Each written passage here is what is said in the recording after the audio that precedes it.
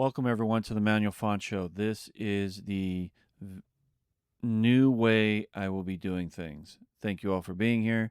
Thank you all for listening to me babble on for however long this is going to be.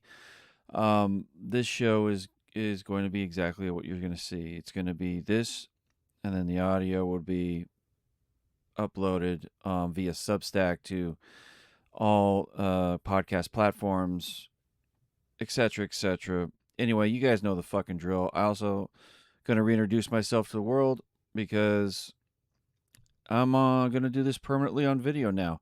So I finally found a background I liked, a little animation, got my name there, the whole thing.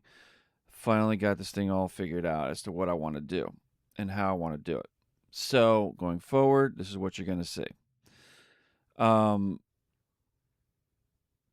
haven't mapped out my little keypad yet, so you're going to hear some clicks and stuff. That'll go away on the next episode. How many of these are going to get produced? Because I used to be a daily show. Probably going to try to keep it that way. I'm going to do the best that I can. You guys all know my last audio episode, a few episodes back, rather. I talked about this random thoughts thing that I'm doing with my brother and how I'm going to devote most of my time to that. That's still a thing. Check that out. We've done a few live shows already. We even had a live show Fuck Up, which we redid that same night. So check that out at Random Thoughts with Manuel and George. The sponsors for this show are still the same two supporting sponsors that I've had, Aspire Drinks and Old Glory. So enter the promo code STRETCH for both. Get your 15% off on your shirts, your hats, and other gear at Old Glory, and your 10% off your energy drinks over at aspiredrinks.com. Links will be in the description below. So let's get into this. I was watching Bryan Tyler Cohen, and he does like a little 3-4 minute monologue, and then he dives into, his interview. And we're not gonna cover his interview because who gives a shit who he talks to, in terms of that anyway. But he spends about 4 or 5 minutes discussing the Graham Plattner situation. And I know I did my last YouTube-ish video. I did a couple minutes on that where I was just like, well, they're looking to cut him, they're looking to get rid of him, blah blah. Well,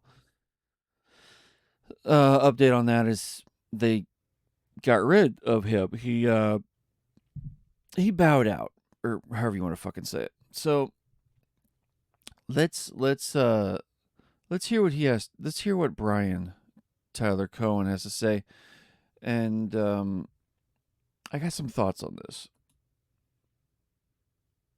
There is a huge story that's not being told amid the Graham Plattner situation, so here's some quick overview. Plattner is now facing new, credible, and deeply serious sexual assault allegations within hours of those allegations. First of all, I love the opening that a lot of these left-wing commentators do. There's a story that's not being told. Okay, buddy. Slow it down, Bryan. There's a story that hasn't been told yet. Surfacing, the entire left, especially progressives who had supported Plattner, from Elizabeth Warren to Ro Khanna and even Bernie Sanders, all pulled their endorsements from him. Plattner's campaign isn't just on life support right now, it is basically dead at this point. But what I find interesting is this response coming out of the right. The one thing I know about Republicans, when we had a very bad candidate and found out, we didn't vote for that person. Right. We walked away. For better or for worse. Yeah. When Matt Gaetz came forward, we got rid of him. Yeah. They're standing by him until they don't believe that they can any longer. In other words, Democrats, to your point, had no problem with the Nazi tattoo that was on his chest. By the way, I don't have any friends who have Nazi tattoos on their chest, and I don't think that most Americans either. You have to go looking for somebody who has a Nazi tattoo on their chest. They didn't have a problem with that. They didn't have any problem with multiple credible allegations of abuse from multiple women until very recently, until we find out that the latest woman who's made credible allegations is left-wing politically. They had no problem before. They have had no problem with the really unsavory, just frankly disgusting things that he's written on all kinds of different social media platforms, the messaging apps that he had been on that predators tend to frequent. They had no problem with any of that. What they have a problem with now is they've gotten to the point where they don't believe that he's a viable candidate anymore, so they want to jump in and replace him. That's a problem. We need decent people running for office, not people that are so transparently scumbags. Let me just say, if these guys had any less self-awareness, they wouldn't be able to see their own reflections in a mirror.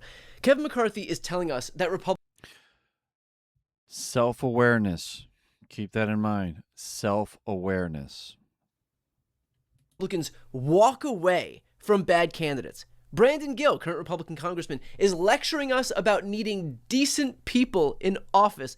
These two guys are using a moment where Democrats are unanimously calling for their own nominee to step down as an opportunity to score points on the left for having a bad candidate. Meanwhile, you've got the current president of the United States, the guy that these people answer to, the man whose endorsement they would crawl over broken glass for, has been found liable in civil court for sexual abuse and credibly accused of sexual harassment or sexual assault by more than 24 women.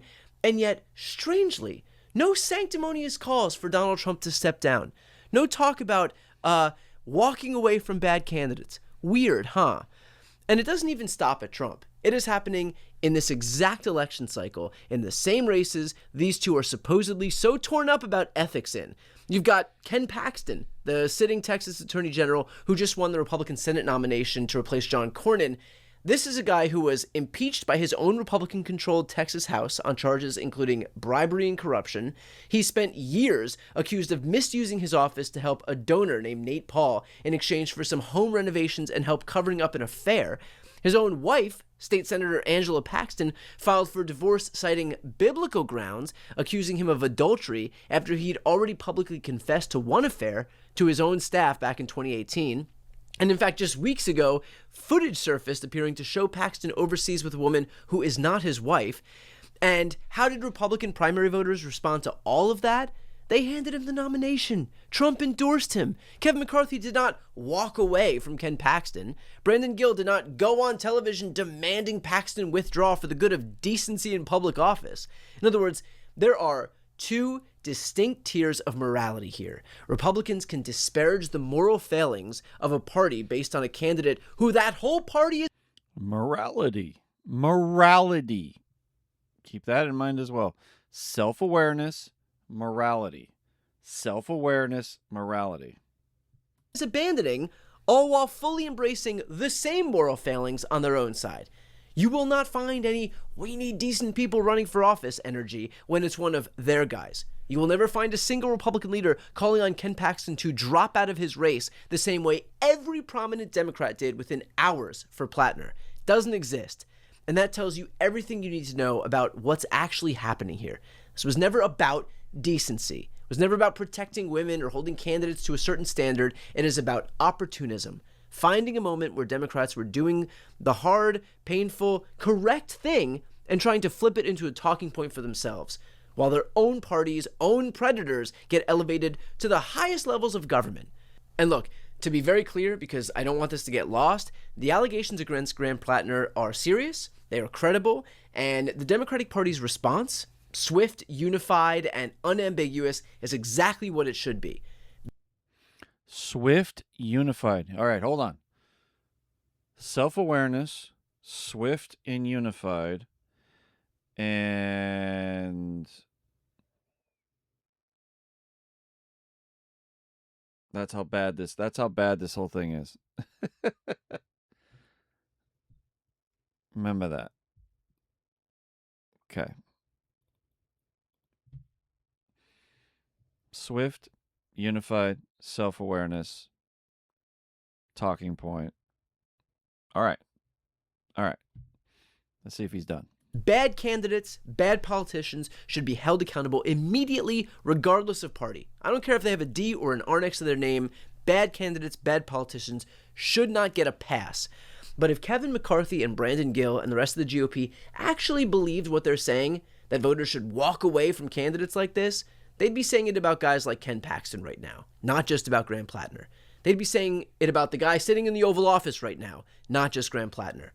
Instead, what we got was a party that has spent a decade normalizing every kind of scandal imaginable in its own ranks, suddenly discovering its moral compass exclusively when it's useful against the other. That's what it was. Morality. Yes. Oh, shit. Look, guys, this is the official episode 1. It's all gonna iron itself out. All right. Let's get a good pitch of him first. Guys, that's not principle. That'll work. I'm sorry. Morality, swift, morals, self-awareness. This is the biggest crock of shit flying out of Bryan Tyler Cohen's mouth right now. I enjoy politics for this very reason. These people, I don't understand. I never will understand. I will never fucking figure this out. How does this fucking clown show, let's go this way. This fucking clown show, this guy right here, how is he the most viewed man in politics for the left on YouTube right now? How? We just got 4 minutes and 20 seconds of bullshit. We want to talk about first. Let's set morality to the side for a second, because that is the funniest one of them all. We're talking about morality, self-awareness, swift response. Let's start right here. Swift response. He says, "Oh, when the allegations, Graham Plattner, we pulled our endorsement." No, you didn't. No, you didn't. Don't. And if he had any brain cells floating around in that fucking head of his, he would have noticed what was actually being said by the Republican Party. This is the self-awareness part. He has zero of it. Comprehension is also his problem. They're saying, and this is exactly what I'm going to say, is the same shit they said. No, you did not. No, you did not, as a party, pull and yank. If you would have done this, it would have been within the first week of his campaign, when allegations came out, when all this stuff started happening. Within the first 2 weeks, Graham Plattner wouldn't have been there. No. You waited months. Not only did you stand by him, you doubled down and endorsed him. Bernie Sanders, Elizabeth Warren, etc. Everybody talking about how great, decent man he is, and how this is all stuff from his past, and all this defensive bullshit came out of the left protecting Graham Plattner. And then when he suddenly came out with, I would like to rape an intruder, but not in a gay way. That was another thing where you just kind of, isn't it similar to grab him by the pussy? I don't know if it is, but I gotta say that is definitely on the table for, getting kicked out, or at least losing one endorsement. No, you stuck with him all the way until a recent poll came out from CBS and NBC showing him down 3 to 5 points, not doing well. We're in the home stretch of the election. November's around the corner. We don't have time for this. We need to get a stronger candidate. But prior to that, you guys were all fucking in, hook, line, and sinker, double down, triple down. And then all of a sudden, another allegation came out. And this one apparently seems to be more credible than the other ones. Now all of a sudden, we got to get rid of them. So this is what the Republicans are laughing at.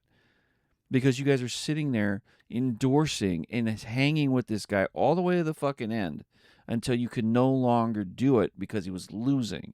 Then you decided to go with a different candidate. And then you want to point the finger and try to score your own political points by saying, oh, you want to talk about morality? Well, what about Donald Trump? What about Ken Paxton? What about this? What about that? That ain't got nothing to do with it. It has nothing to do with what happened. But if morality is what we're going to say, and we're going to name all these other politicians, and we're going to be on politician watch, then fine. You don't get to play the morality card. No party does. Okay? No party does. Not a Republican and not a Democrat. And here's why. If you want to play this game, let's go down the Democratic rabbit hole. We just had a president that had a brain that was a bag of spaghetti that you all covered for 3 full years. We have no idea who was signing these bills. We have no idea who was actually running the country. It could have been his wife. We don't know, etc., etc., etc. You guys hung on to that motherfucker all the way until you could no longer do it because of the debate where his brain blew up. Then it was, we got to get him out of here. Then the democracy side that you preach so much about was just thrown overboard, and you just went and handed it to Kamala Harris without even an open primary. You didn't even try to do this the right way.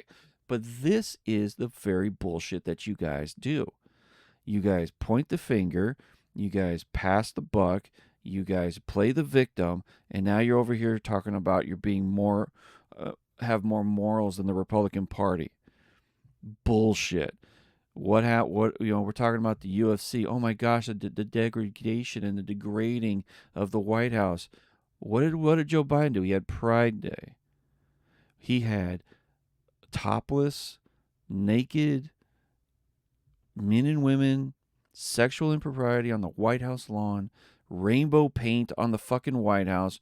He had influencers from the transgender LGBTQ community running through the fucking White House, decorating it for Christmas. And you want to talk about the degrading of the White House. If you really cared about the White House, none of that shit would have been in there. So the minute Donald Trump decides to celebrate America by having a fight on the White House lawn, oh my gosh, let's clutch the old pearl here. And then you want to sit there and point the finger about this politician, that politician. Listen, not only did you hang on to Joe Biden and his fucking bag of spaghetti, the other issue that I have is the history of Joe Biden. His entire career was filled with racism. It was filled with misogyny. It was filled with bullshit. He lied about his record. He stole speeches. He talked about being in places he never was even at. Then he decided to say the most racist shit on the Senate floor. One of the more notable ones, I don't want to have my kids in a racial jungle, growing up in a racial jungle. Then in his presidential election, you're not black enough if you don't vote for me. He used the N-word during the Clarence Thomas hearings and berated Clarence Thomas. You don't get to play morality. You don't get to be the one claiming the moral high ground. It's not it. No. And then you want to sit there and say there are other politicians with other issues. If we can say, we're going to say politicians, fine. We have a Democratic politician in California named Scott Wiener that has spent his entire life passing law after law degrading the definition of a pedophile. Slowly but surely. He's got it to the point now where you can literally have sex with a 16-year-old or 15-year-old in California. If it's within the 10 years, if it's within 10 years, it's legal. He got it down to the point where if you have a disease, you don't have to necessarily report it when you're having sex if the person gets the disease. This is a person endorsed by many Democrats. He's allowed to exist. You don't get to play morality. You don't get to hold that card. You don't get to just wave it in the face of a Republican. You don't even have a full stool to sit on with that. You just had a Democratic politician. Her name escapes me, but she was having threesomes in the fucking office. You don't get to do this. We had a dude with his face painted and wearing a dress stealing luggage at the airport. And he was in charge. He was working in Biden's nuclear department. Look, I'm not the most. Listen, I'm gonna say this right now. I may not be the most, articulate of them all, but I know what the fuck I'm looking at. And when I see these guys, like this fucking dude right here. When I see these guys say this shit, it is laughable to me. I sit there and I chuckle in my car. I laugh my fucking ass off because I fucking know I've been around a few times. I've read a few newspapers. I've read a few books. I've seen some shit. It is amazingly laughable. We can even go further than Biden. We can. We want to talk about. I want to talk about the misgivings of the White House. You know, the corruption and all this shit. It's like, you know what? There's a corruption at an unbelievable level at all branches, DNRs everywhere. It's everywhere. You talk about Donald Trump has a company called Trump Organization. It's a business. His name's on it. His kids are running it. Anything that they do, any dollar they make is automatically attributed to Trump. He has his financial disclosures because his name is still there. And he making millions of dollars or whatever, right? Oh my gosh, this motherfucker, right? But an entire career of Joe Biden and everything he did and all the money that he made, and you guys are all going to sit here and say that none of that is credible. It's like, use your fucking brain. Now, I have no knowledge of natural gas. It's the most famous one. But his son apparently does, sitting on the board, making stupid money. And somehow these guys keep getting richer. And just because they write gift on the check, I mean, if there was no impropriety in Joe Biden's family, no crime, none, why would you do a 10-year retroactive pardon for the entire family? Because you know that there's something there. That's why you do it. Because you know there's something there. You fucking know that there's an issue at hand. You just do. That's why you do it. I mean, if we're going to sit here and play this fucking game, and this is a game that they love to play, these fucking guys, the way I feel about it, none of them give a fuck. None of them care. Democrat and Republican, because if they truly cared, they would have fucking nailed these guys to the wall within the first few months of this shit. I mean, how does any politician with a base salary of $400,000 or less, how is it that they every single time they come out tens of millions of dollars richer? You want to talk about corruption? Trump? How does Obama go in with zero and come out with $400 million? How the fuck does Biden, over the course of his entire career, go in there with zero and walk out with tens of millions of dollars? How does Bernie Sanders, the most ridiculous human ever in Congress, go from the Congress to the Senate, all that? How does this guy somehow be worth $8 million? Now, conceivably, you can do it with your $174,000 salary, but no, I don't think so. You cannot have multiple houses on a salary like that, but he does. His stock portfolio's through the roof. How? Insider information, probably. The same thing could be said for Nancy Pelosi, the most famous one. She's in the hundreds of millions of dollars. How does that happen? Some of these guys were rich when they came in, right? We all know that. Murphy, Dan Goldman, etc. But not all of them. And no investigations are ever had. And you can't, again, to go back to this morality high horse, how do you allow, how do you claim this hill of morality being better than the Republicans when you allow the Obama administration to have the scandals that they've had with zero investigation from Eric Holder? How do you do that? How do you lose guns in South America and then somehow one of them ends up killing an American and there's a giant scandal about all these guns and no investigation, no handcuffs for Barack Obama or Eric Holder? How does that work? How do you have an entire issue like Benghazi where you completely leave your American troops, ambassador, etc., unguarded. Don't even bother to save them. You're acting like it's not happening. And you end up with all those deaths. Nobody's brought up on charges? That's a crime, is it not? I mean, it's murder, maybe?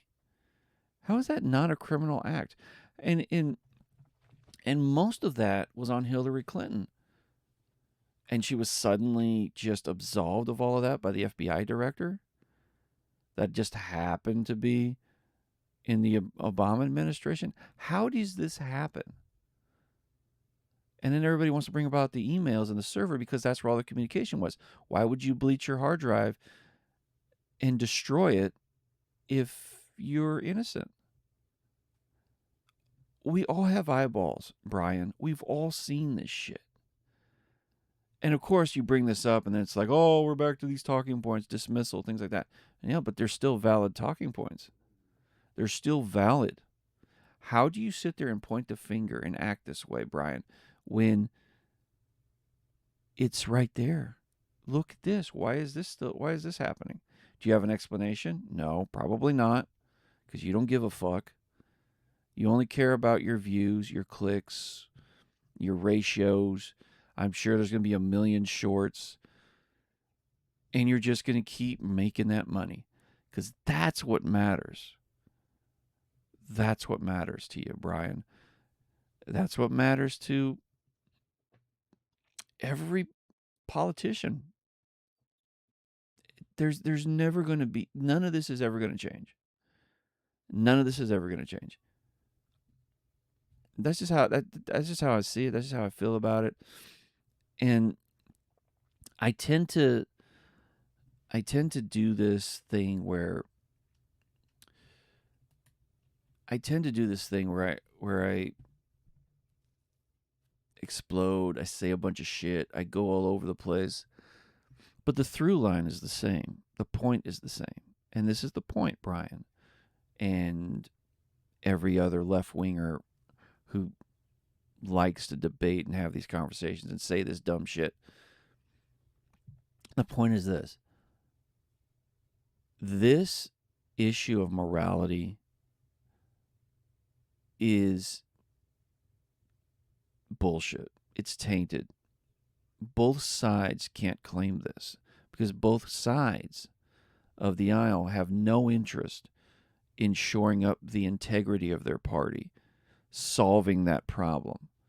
They only want to win. They only want to get paid.